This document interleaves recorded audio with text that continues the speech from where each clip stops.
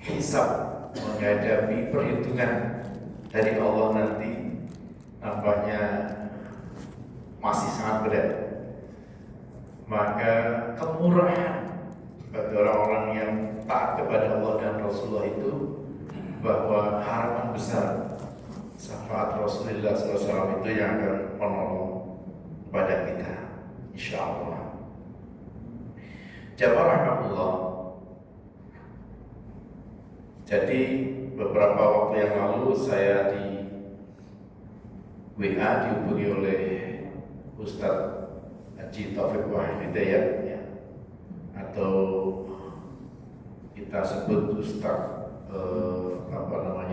Ustadz Tuah gitu ya. Kalau Tuah itu kan Ustadz Adi Hidayat, ya. Kalau Uas itu Ustadz Abdul Somad. Kalau Ustadz Tuah itu Ustadz Taufik Wahid Hidayat. Biar terkenal juga ya. Untuk saya didhawuhi matur ceramah subuh ini, saya mikir-mikir juga, waduh, itu kelasnya kelas para ustadz yang sungguhan gitu. Sementara saya kelasnya ustadz alternatif gitu. Jadi kalau alternatif itu untung-untungan, kalau sembuh ya alhamdulillah, tidak ya mohon maklum, karena ada alternatif untuk memberikan ceramah subuh ini.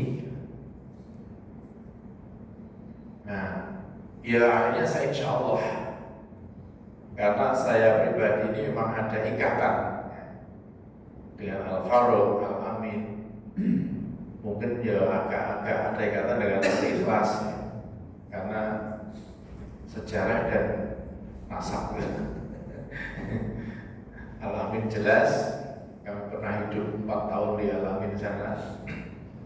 Di Kalisubur jelas, dengan Pak RT Pak Sigit ini kami sering di sana, dan memang banyak keluarga saya di sana. Al-Faruq juga kaitan dengan TK dan sebagainya, sehingga saya insya Allah sedikit jauh didahului. Nah, yang agak bingung kemudian ada buntutnya, tolong Pak Haji temanya siapkan. Nah, ini saya bingung, aku tema apa ya? Saya pikir-pikir, apa ya kira-kira? Sehingga saya buat satu tema yang produser, yaitu manajemen menuju sebuah kemenangan. Itu jadi nggak ada hubungannya dengan yang akan saya sampaikan. Biar serem saja judul itu. Agi Umsum berbicara kemenangan sekarang. Baru Umsum, baru musim maksudnya. Berbicara tentang kemenangan, sehingga saya buat supaya orientasi dari jamaah itu, bicara kemenangan, mesti lidah gede 14 Februari kan gitu. Karena nggak ada hubungannya itu. Ya maksud saya biar pada hadir gitu. Ternyata yang banyak dari peziarah pada keluar, sudah pada kembali ke lokasi. Jadi saya buat judul, sudah atau judulnya manajemen menuju kepada sebuah kemenangan. Saya nyanyi Ustadz Yayat sebenarnya, beliau kan asli, Ustadz asli. Wah, ini yaudah, ini manajemen menuju kepada sebuah kemenangan. Mesti pemikiran jamaah tentang 14 Februari yang gitu. Memang resiko flyer undangan yang di-share itu 2. Ketika undangan itu di-share, bisa menjadikan jamaah itu semakin banyak yang hadir, karena tahu yang isi siapa. Minimal dia hadir karena suara ketemu karo ustadz gitu. Saya pengen ketemu sehingga banyak yang datang. Pengajian penceramah Ustadz Adi Hidayat, wah mesti rapot atau Abdul Somad rapot. Sehingga dengan player itu menjadikan jamaah banyak. Tapi yang kedua resikonya bisa menjadi pada tidak hadir karena segisi martono. Jadi Surakarta mau pertanian nandur wira urip kok nyangkok iso kok ngaji, ini risiko. Apalagi kalau saya ini orang-orang yang saya termasuk orang yang agak berbau-bau politik praktis. Saya kasih mantel deh lawan politik Irak bakal itu resiko. Nek gandeng sekali depok nek kalasan aman, tidak masalah. Bapak Ibu yang saya hormati, jadi itu kronologi dari saya matur pagi hari ini. Saya sengaja saya buka agak panjang supaya tahu-tahu nanti suruh. Segera kita tutup. Jadi sering kita baca ayat Allah ini yang kemudian ujung ayat itu mengatakan itulah orang-orang yang mendapatkan kemenangan. Ulaika humul faizun. Para ahli tafsir, para ahli Quran menyebutkan bahwa faizun, orang yang mendapatkan kemenangan itu bentuknya nanti yaitu orang-orang yang ketika sudah menghadap Allah pada akhirnya mereka itu orang-orang yang mendapatkan maghfirah, ampunan dari Allah Subhanahu wa Ta'ala.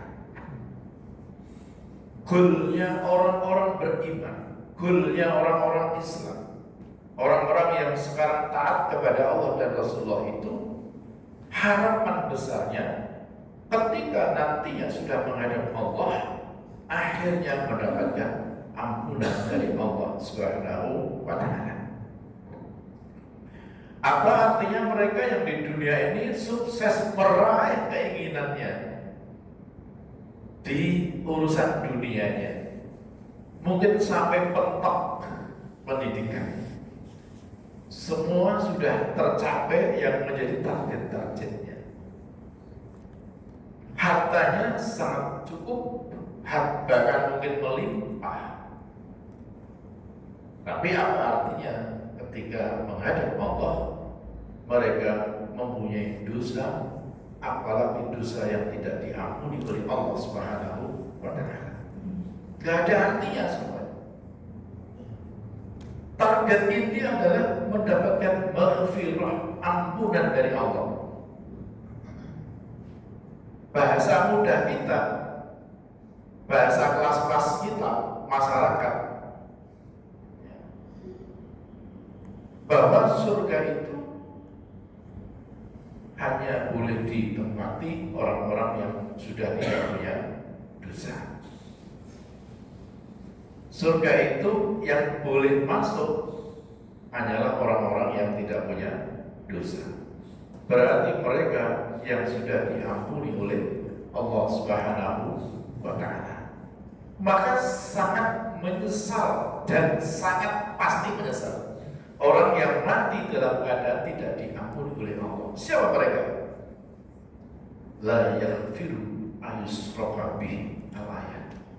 Mereka dosa karena melakukan perbuatan syirik, menyekutukan Allah, dan sampai meninggal dunianya dia tidak bertaubat kepada Allah. La yaghfiru, Allah tidak akan mengampuni.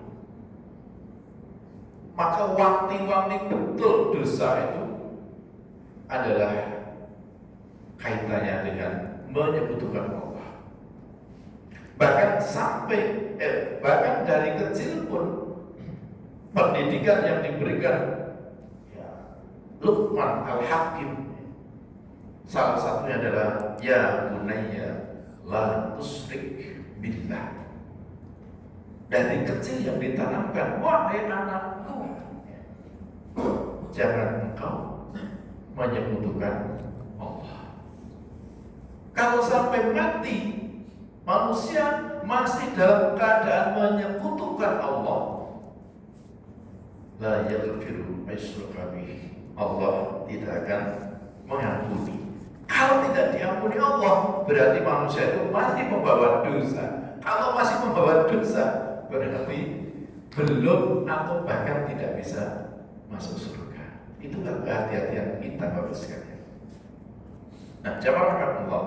Jadi orang-orang yang mendapatkan kemenangan tadi yang faizun disebut dalam Quran itu orang-orang yang dalam keadaan telah diampuni dosanya oleh Allah Subhanahu wa taala. Itu kemenangan yang besar. Nah,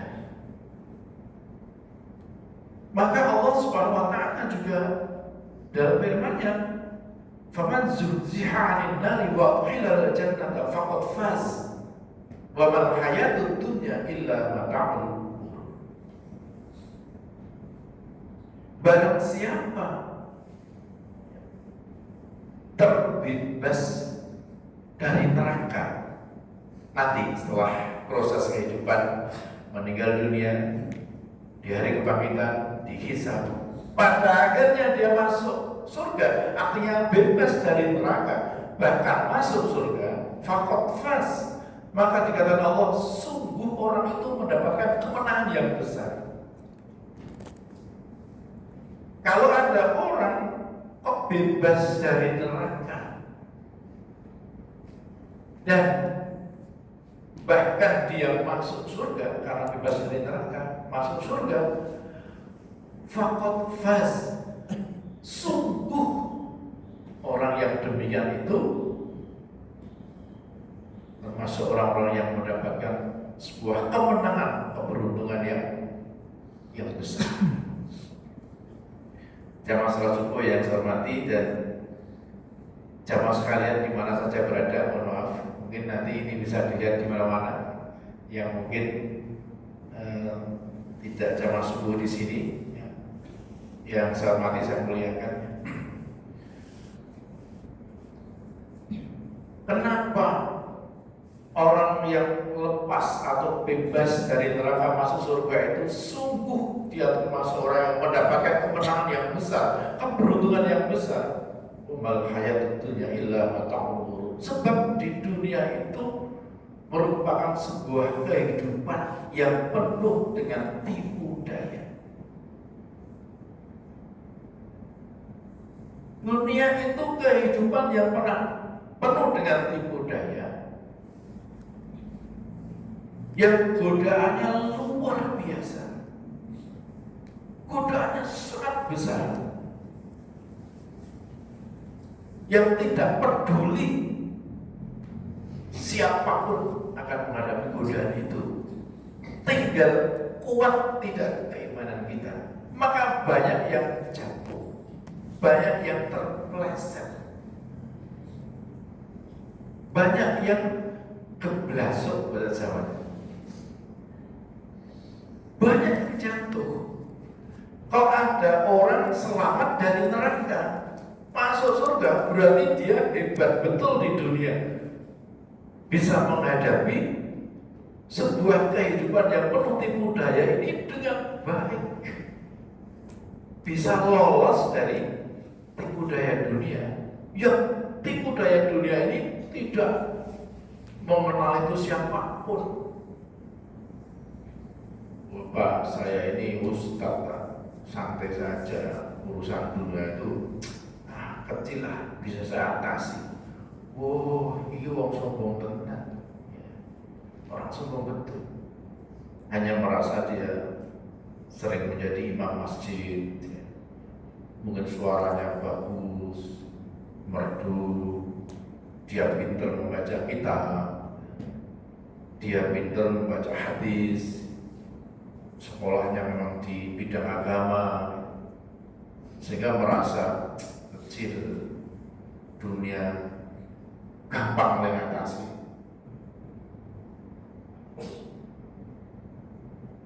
Andeng wis bulan Desember 2023, tahu-tahu didatangi orang, Bapak mohon doanya, mohon restunya. 14 Februari saya mohon dukungannya, sekalian jamaah panjenengan. NPWP nomor piro wani piro.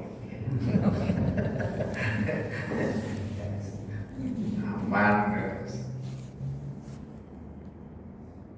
Tidak mudah ngadepi seperti itu. Ketika ngadepi bismillah, godaan sesuai karena wong ngerti gitu juga. Tipu daya dunia luar biasa. Yang sewu, saudara kita yang korupsi itu ya yang haji ya banyak, dan bahkan rata-rata haji. Yang terkena KPK ya banyak karena memang banyak orang Muslim yang jadi ya. Luar biasa. Karena mata luhur godaan, sehingga luar biasa dia melakukan di dunia. Yang penting target dunia tercapai karena godaan luar biasa. Hukum sampai yang posisinya apa? Posisi Anda itu sekarang beruntungan, gunakan saja. Kau nak dodi bully warga netizen, nak dodi bully warga malah mungkin rasa dirungokke. Jawab saja, terserah rakyat mau milih siapa, itu selesai. Yang perlu joget-joget. Kalau ngombe asam sulfat ya. Orang urusan itu selesai. Orang dinonke habis kok. Dinonke wes hilang sendiri. Mohon maaf. Karena ini mumpung kesempatan.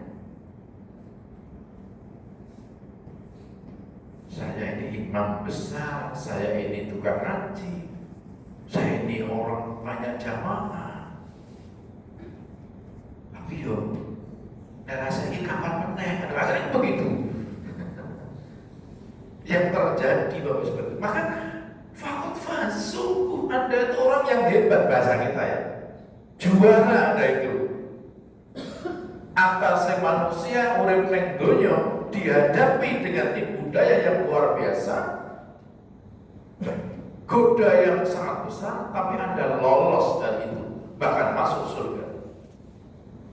Maka top tenan Anda bahasa kita mendapatkan kemenangan yang besar. Jamaah rahmatullah. Maka satu ayat yang menggelitik sekali. Mohon maaf. Seorang kiai besar yang namanya Kiai Haji Madani. Ayat ini merupakan satu dari 16 ayat pilihan beliau yang benar-benar menjadi renungan tiap hari, sehingga ayat ini sampai ditulis di tembok kamarnya. Dalam surah Al-Jariyah 23 yang sering kita baca dan mungkin saya sering menyampaikan, wanita hoda ilaha hawa. Jadi orang yang hidup ini mengikuti hawa nafsu. Wanita hoda ilaha hawa. Wa dhalallahu min ilmin wa khatama ala sam'ihi wa qalbihi wa ja'ala ala basarihi ghishawah wa may yatihi min ba'dillah afala tadhakkarun.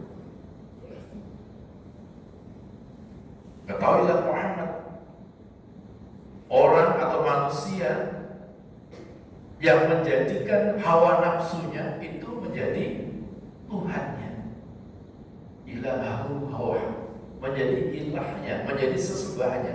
Manusia yang menjadikan hawa nafsunya itu menjadi sesembahannya, menjadi Tuhannya. Betul-betul kayak jalan ditembakkan di temboknya. Khawatir kalau dirinya dan tentu kita semua, jangan-jangan kita itu termasuk gitu. Termasuk golongan orang-orang yang selama ini hidup di dunia ini ternyata menyembah hawa nafsunya, mengikuti hawa nafsunya. Padahal kalau panjenengan sedaya gesang menika mestinya kalau selamat mengikuti Allah dan Rasulullah Sallallahu Alaihi Wasallam yang sudah sempurna dalam bentuk Al-Quran, Al-Hadis. Yang karena kita tidak langsung ketemu Rasulullah, maka melalui para sahabat, para ulama, para nasabnya begitu, akhirnya para ustadz, para kiai yang benar-benar konsen dalam bidang Al-Quran hadis. Mestinya kita itu hidup ini. Tapi banyak manusia yang hidup ini justru menjadikan nafsunya itu menjadi Tuhannya, sehingga apapun kata nafsu diikuti. Itu jelas alamat akan menjadi orang yang tersesat. Wa adallahu min ilmin, maka Allah akan membiarkan orang seperti itu sesat selama-lamanya. Yaitu orang-orang yang hidup ini menjadikan hawa nafsunya menjadikan Tuhannya. Milanipun kan sambung dengan ara'aital ladzi al-ma'mun. Ara'aital ladzi yukadzibu bid-din fadzalika alladzi yad'u yatim. Bapak Ibu nek merenung ayat ini mungkin kita takut sekali Bapak Ibu. Selama ini kita ini sudah mengaku asyhadu an la ilaha illallah wa asyhadu anna Muhammadar Rasulullah. Kita sudah mendeklar diri kita orang yang beriman kepada Allah, orang yang Islam. Tapi masih dikatakan ara'aital ladzi yukadzibu bid-din, tukadzibu bid-din. Kita masih dicap sebagai orang yang dusta kepada agama. Betapa sakitnya.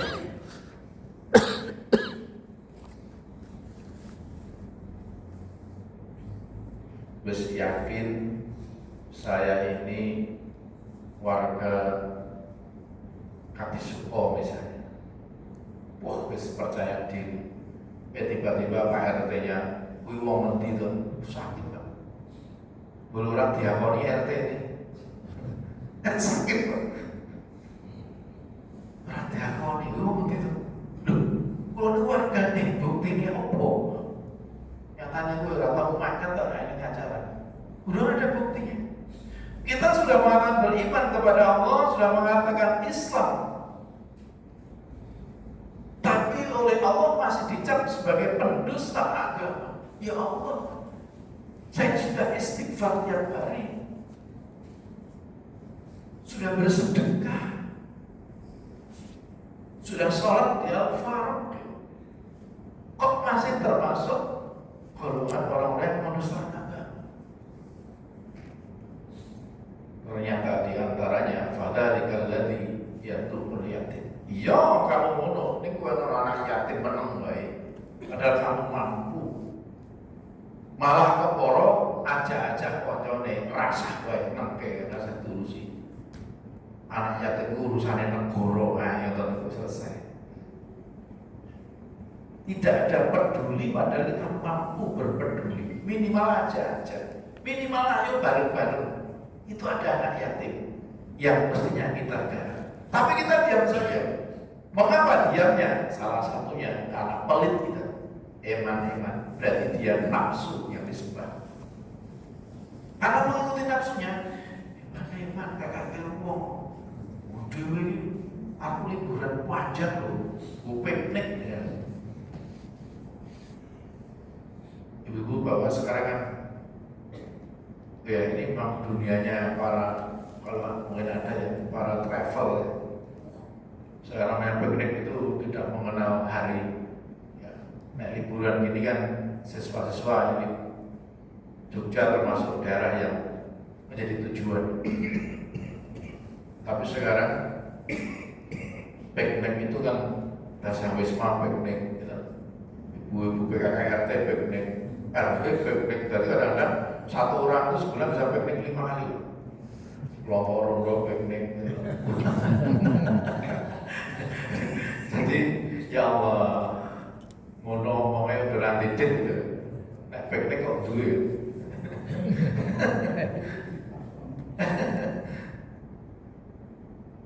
Jadi orang peduli gitu. Kamu sholat tapi dengan nyata gak peduli. Alasannya apa? Dalam batin yang mengatakan eman-eman ikhar piknik ya. Berarti Anda masih mengikuti nafsu untuk pelit tadi. Pelit itu kan nafsu, bisikan syaitan. Yang itu kumul fakr. Setan mengatakan rasa tok-toknya duit ini marahnya kowe fakir, diikuti. wala yahudu ala ta'amil miskin, sama. Kamu tidak ada upaya memberi pada orang miskin. Tidak ajak-ajak membentuk satu komunitas membantu orang miskin. Alasannya sama, eman-eman. Boleh saya kira kosong tiga kaki, berarti nafsu dia sembah. Walaupun sudah sholat, masih dikatakan mendustakan agama. Belum fawailul lil musallin. Bahkan Allah katakan celaka orang yang sholat. Mengerikan, menyakitkan lagi Bapak Ibu. Wes sholat pada dino jamaah al-faruq masih dikatakan celaka itu. Maka kalau baca fawailul musallin cepat-cepat diterangkan berikutnya.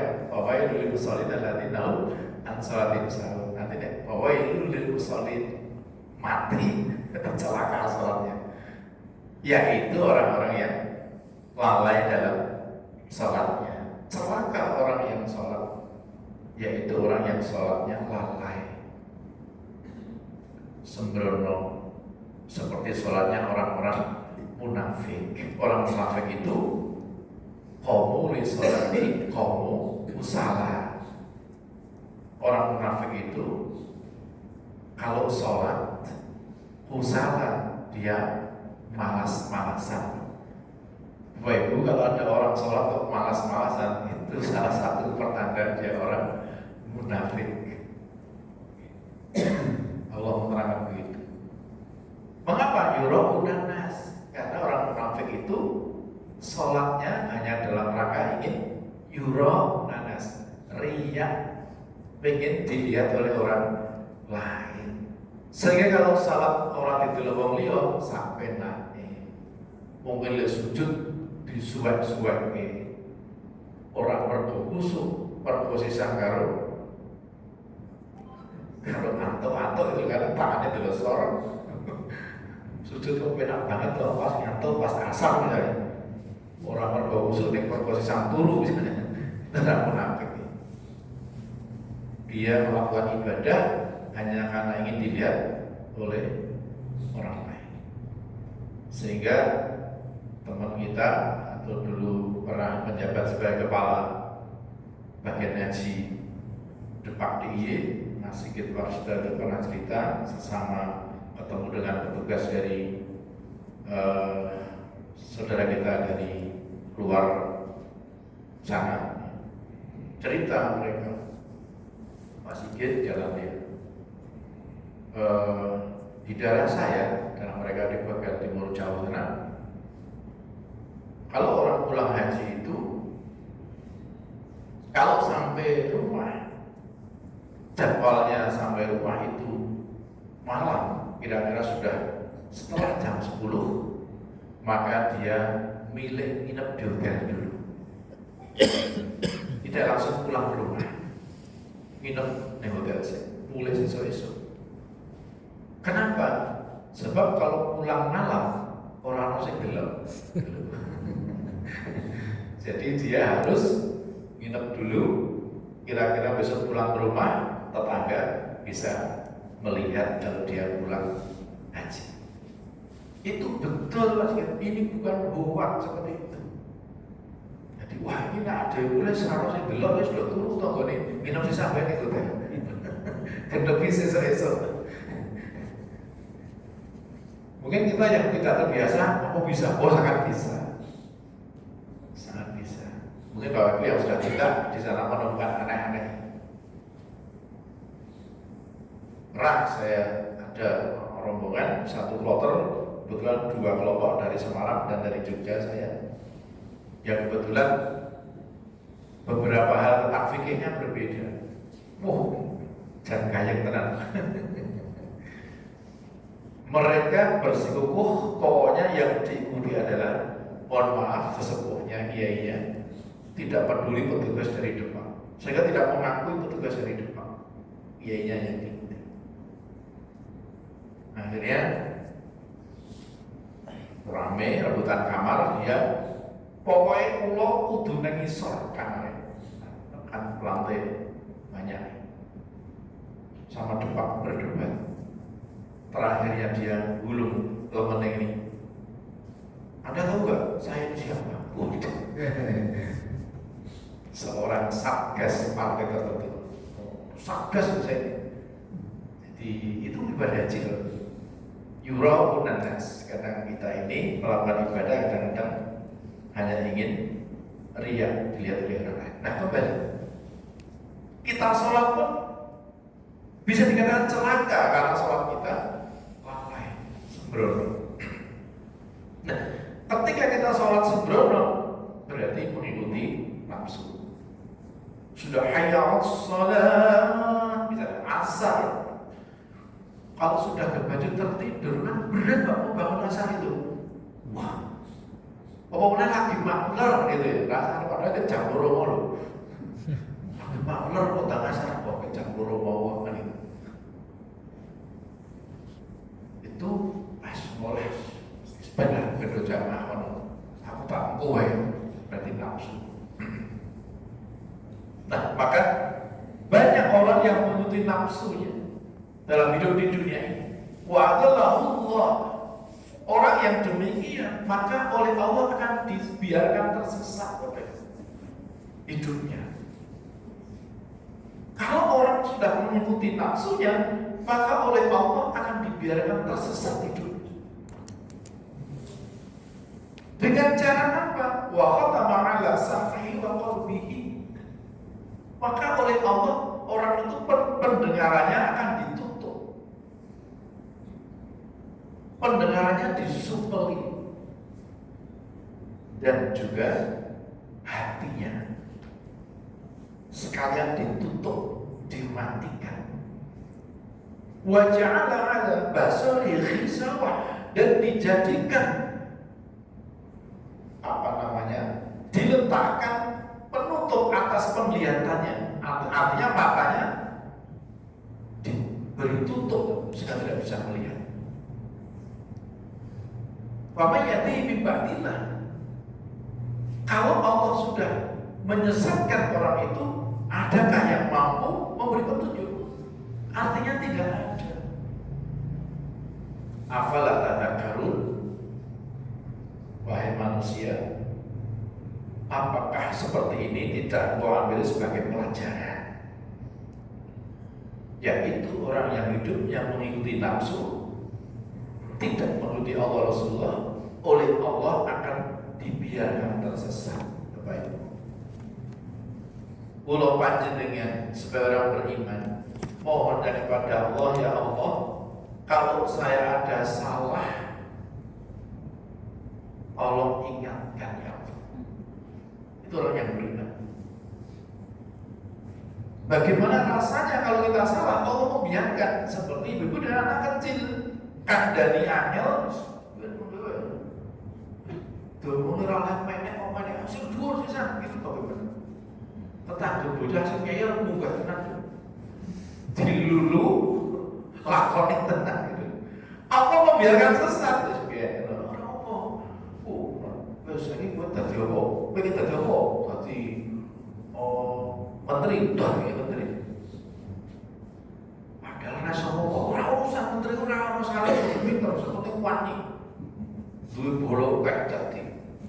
Nah, tetap salah kebijakan ini. Nah, menteri apa ya? Ganti. Pengen apa ya? Pengen juga dadi gitu ya. Diuji oleh Allah sebenarnya. Tapi dia nggak merasa, dia merasa bangga. Aku prestasi gitu. Wah, hebat aku. Merasa bangga, merasa sukses itu karena usahanya. Padahal dilulu oleh Allah. Tadi ibarat tadi. Sehingga kita orang-orang kadang-kadang emosi tuh, Pak. Ya Allah, bokong sing ngono kae digawe loro kan gitu. Nah, iso stroke gitu. Sehingga ketika ada berita sakit, dosen alhamdulillah kabul dungane, bulu sehat meneh betul. Oleh Allah dilulu. Malah ora tau loro, semakin sukses, semakin hebat. Padahal sebenarnya dia semakin tersesat, semakin menuju neraka itu. Tapi kita orang yang awam, kok malah berhasil, boyone iso adem banget gitu. Dan Allah punya skenario. Dilulu oleh Allah, dia tersesat. dan dibiarkan sesat. Kita mintanya kepada Allah, kalau berbuat salah diingatkan oleh Allah. Itulah ibu-ibu, kalau bapak-bapak sesekali, mohon maaf, semoga tidak ada di Al-Haram ini, mencoba membohongi panjenengan. Itu nek terus diingatkan mungkin senang bapak. Satu saat bapak tidak kersodar di rumah karena harus mampir neng warung. Neng omah karo ibu kan teliti, Pak, rasa pedes-pedes. Nah itu bapaknya kalau saus guys, rasa saus. Nah gorengannya kelompok, rasa kelompok Pak. Padahal bikin banget, tersiksa. Akhirnya bapak orang-orang akal, yo aku neng omah tak patuh ditenono aku lungo, kan gitu kayaknya. Jalan warung rano sing ngileke, rano sapake ngene. Makan pedes sampai rumah, perutnya sakit, panas dan macam-macam. Itu bapak masih beruntung karena diingatkan oleh Allah, loh nggak makan pedes akibatnya itu. Coba dibiarkan, kata itu lambungnya kena. Ingin kita seperti itu. Kalau ibu-ibu terus mau maaf apa Pak? Kan bapak harus bohong. Aku ramah apa untuk bohong. Ingat kita kalau kita ada sesuatu itu Allah mengingatkan, tiba-tiba kok kepala aku pusing mau apa? Oh tadi saya riba, tadi saya melokai orang itu, bisa jadi sakit kita karena Allah mengingatkan jangan diulang. Ingin kita seperti itu toh bapaknya. Maka kita diajari melihat ayat Allah di lingkungan kita, melihat tetangga kita, karena ulah bapaknya yang tidak begitu baik, keluarganya menjadi kacau. Itu ayat Pak yang bisa kita lihat. Kita berarti jangan meniru seperti itu. Berarti Allah masih mengingatkan kita. Tetapi wa'adallahullah, Allah akan menyesatkan orang yang mengikuti nafsu dalam hidupnya ini, sehingga dibiarkan saja. Tadi putune mana lo bawa pedes, potongnya lorong orang tiga lorong, ini katanya nambung gitu loh. Dengan cara telinganya disupeli, diberi nasihat sudah tidak mau mendengarkan, diilitnya sudah tidak mau mendengarkan, oh sudah ditutup. Hatinya sekalian dimatikan oleh Allah. Orang peduli dengan lingkungan. Perbuatanku membuat sengsara berjuta-juta manusia, orang urusan. Perbuatanku membuat orang lain susah, orang urusan. Pokoknya gue kudu pindah sama kampung ini. Jika tangguh orang urusan, don nangis orang tinggal orang urusan. Orang teko selera karena hatinya sudah mati, dimatikan oleh Allah. Bahasanya oleh Allah, sesisa dipateni hati ini. Dan sisa oleh keblusuk. Itu terjadi loh. Dan juga matanya sudah ditutup oleh Allah sehingga tidak bisa melihat ayat-ayat Allah. Orang peduli. Yene orang kembali, Allahu Akbar, Allahu Akbar, Allahu Akbar. Rampung kembali, menang balik mana? Tidak bisa melihat dengan adanya gempa itu ada apa? Itu ayat Allah. Tadi loh, kenapa saya sakit? Tidak dilihat, oh karena saya mungkin tadi berbuat dosa, tidak pernah ada. Maka Wamayyatim ba'dillah, kalau aku sudah menyesatkan, tidak akan ada yang bisa memberi petunjuk. Wahai manusia, jadikan itu pelajaran, Bapak Ibu. Maka orang yang demikian begitu nafsu itu tidak akan mendapatkan kemenangan dalam hidupnya nanti berupa ampunan Allah, karena dia tidak mengikuti Allah, tapi justru mengikuti hawa nafsunya. Maka menutup ciri khas orang yang mengikuti nafsu itu, dia orang yang tidak percaya adanya hari akhir, tidak percaya dengan adanya kehidupan yang abadi di akhirat. Dia berpendapat mati, hidup itu hanya sampai di dunia saja. Mereka yang mengikuti nafsunya berpendapat dan keyakinannya wong wis mati wis rampung, tidak akan ada perhitungan. Kita orang yang beriman hakul yakin. Hakul yakin artinya kita yakin walaupun kita belum mengalami.